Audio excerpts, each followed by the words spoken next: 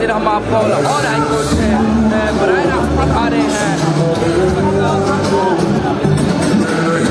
खान अफरीदी जो है बाहर आ रहे हैं, देख सकते हैं इस वक्त यहाँ के मनाजिर।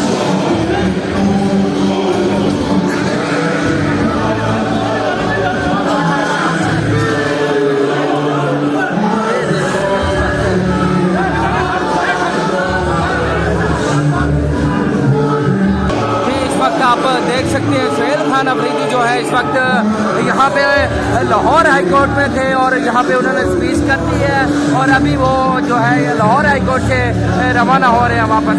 ये इस वक्त हम आपको लाहौर हाई कोर्ट के जो है मनाजिर दिखा रहे हैं। ये ताज़ा तरीन सूरत हाल है लाहौर हाई कोर्ट की। इस वक्त देख सकते हैं वकलात की बहुत बड़ी तादाद यहाँ पे जो है मौजूद है और इमरान खान, और इस वक्त पूरे हाई कोर्ट में इमरान खान का जो है वो राज चल रहा है। ये ताज़ा तरीन मनाजिर हम आपको लाहौर हाई कोर्ट के यहाँ से दिखा रहे हैं। इस वक्त सिर्फ और सिर्फ इमरान खान और पीटीआई का राज जो है वो चल रहा है। लाहौर हाई कोर्ट के जो मनाजिर हैं वो हम आपको दिखा रहे हैं। ये देख सकते हैं इस वक्त सीएम के पीछे इमरान खान की जो फोटो है उसको भी ले